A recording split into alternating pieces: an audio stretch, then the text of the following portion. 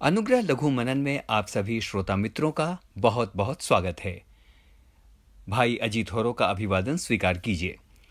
मित्र, इन दिनों हम अवश्य शब्द पर विचार कर रहे हैं।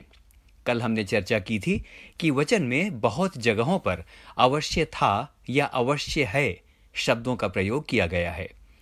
अंग्रेजी में देखें तो वहां पर मस्ट MUST शब्द का इस्तेमाल किया गया है, जबकि यदि उर्दू में देखें तो वहां अवश्य के लिए लाजिमी या लाजिम शब्द का इस्तेमाल किया गया है।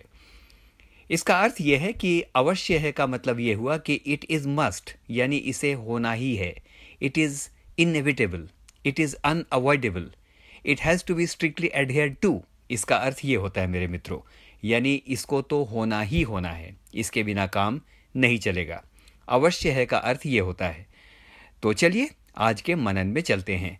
कल हमने दो अवश्य देखे थे। दो अवश्य हमने कल देखा था कि यीशु का सामरिया में से होकर जाना अवश्य था, और यह भी देखा था जहां कहा गया है अवश्य है कि वो बढ़े और मैं घटूं। तो आज हम एक नया अवश्य देखेंगे, एक नया अवश्य। ओके, यूहन्ना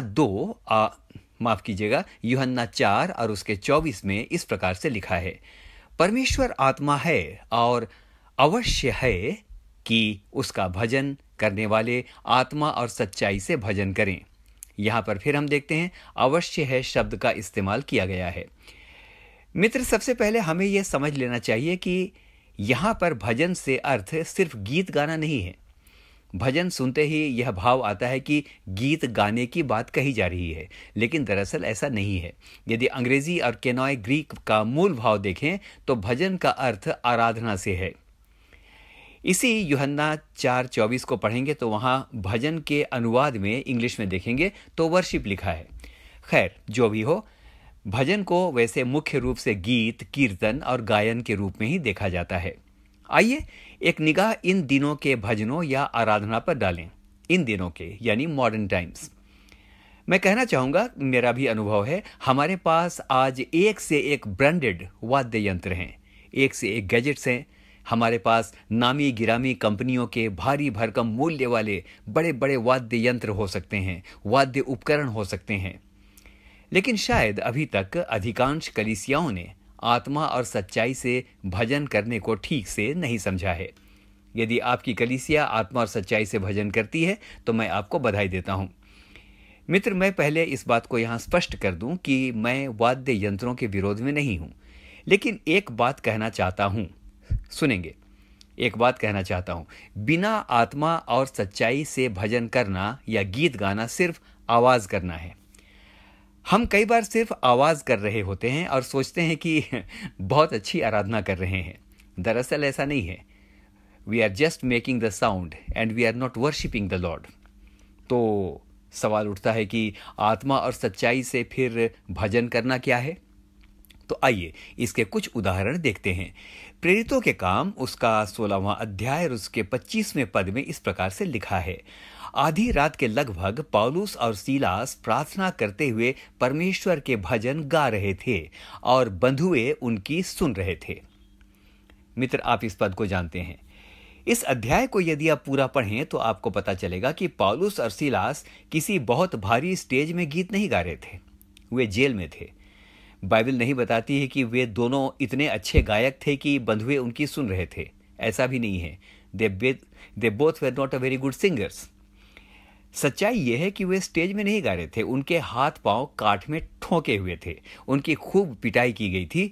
लेकिन मित्र, खास बात यह है कि आधी रात के समय में भी वे आत्मा और सच्चाई से गीत गा रहे थे। भारी पिटाई खाने के बाद, बेइज्जती होने के बाद, अपमान के बाद, जेल में ठूंस दिए जाने के बाद, हाथ पांव को काठ में ठोक दिए जाने के बाद, और वो भी आधी रात में, भला कौन गीत गाता है? वहां तो लोग हाय हाय करते, लेकिन मेरे मित्र, वे आत्मा और सच्चाई से गीत गा रहे थे, और क्योंकि आत्मा गा रहा था, बंधुए उनकी सुन रहे थे। और मित्र, क्योंकि उन्होंने आत्मा और सच्चाई के साथ गाया, वहां दो महान सामर्थी काम हुए। उस जेल खाने के अंदर 2 महान सामर्थी काम हुए। प्रेरितों के काम 16 और उसका 26वां पद बताता है कि पहला काम यह हुआ, भूकंप हुआ और जेल की नींवें हिल गई। और दूसरा काम, जेल के सब द्वार खुल गए। 1-2 द्वार नहीं कि खाली 2 लोग भाग सकें। जेल के सब द्वार खुल गए, और सिर्फ गाने वालों के नहीं, लेकिन सबके जो आत्मा और सच्चाई से गा रहे थे और शायद जो आत्मा और सच्चाई से सुन रहे थे, सबके बंधन खुल गए।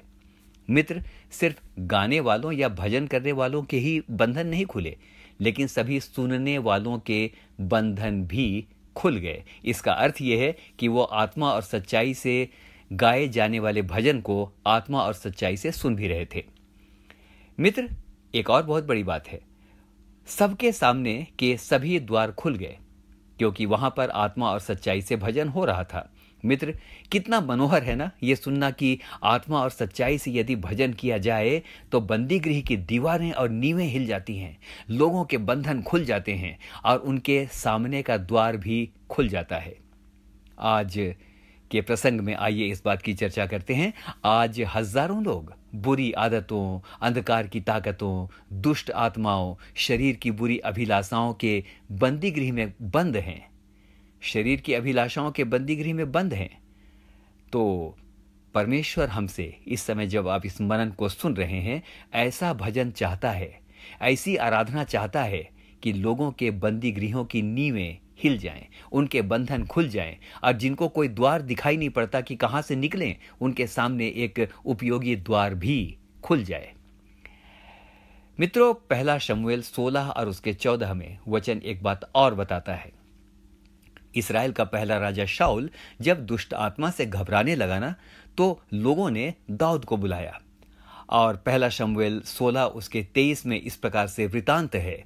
वहां लिखा है, जब दाऊद आत्मा से भरकर बजाता था तो दुष्ट आत्मा शाऊल में से हट जाता था। मित्रों, यह है आत्मा से गाना और आत्मा से बजाना, कि जब हम गाएं और बजाएं तो बहुत सारे जेल खानों की दीवारें हिलने पाएं, लोगों के बंधन खुलने पाएं, लोग आजादी का गीत गाने पाएं। हालेलुया। मित्र, एक उदाहरण और दूंगा। यहोशू 6 अध्याय में वर्णन है कि 40 वर्षों की यात्रा के बाद इस्राएली लोग जब बिल्कुल इस्राएल के सीवाने पर पहुंच गए, जब वो बिल्कुल सामने पहुंच गए, तो उनके सामने एक बाधा थी, और वो बाधा थी यरीहो की अभेद्य दीवार। दीवार वहां पर खड़ी थी, जिसे किसी भी रीति से गिराया नहीं जा सकता था। लेकिन वचन बताता है कि जब उन लोगों ने आत्मा और सच्चाई और पवित्रता से यहोवा की आराधना की और नारे लगाए, तो वो अभेद्य दीवार भी गिर पड़ी। आइए मनन को समाप्त करते हैं इस विचार के साथ कि मात्र आवाज करने और आत्मा और सच्चाई से भजन करने में फर्क है। आइए आवाज ना करें, आत्मा और सच्चाई से भजन करें। और आत्मा और सच्चाई से भजन करने के लिए शर्त ये नहीं है कि बहुत अच्छा गाने वाला ही होना चाहिए। नहीं, टूटे हुए दिल की आवाज भी हमारा परमेश्वर सुनता है। हालेलुया। मैं धन्यवाद करता हूं। आइए ऐसा भजन करें कि फर्श हिल जाए और हमारी स्तुति के स्वर अर्श यानी आसमान तक पहुंच जाएं, यानी आसमानी खुदा बाप तक पहुंच जाएं, ताकि बहुत से बंधुए आजाद होने पाएं। सुनिएगा, अंतिम वाक्य बोल रहा हूं, ऑप्शनल नहीं है, लेकिन अवश्य है कि उसका भजन आत्मा और सच्चाई से किया जाए। आमीन और फिर से आमीन। हमें से हर एक को परमेश्वर आशीष दे। आमीन।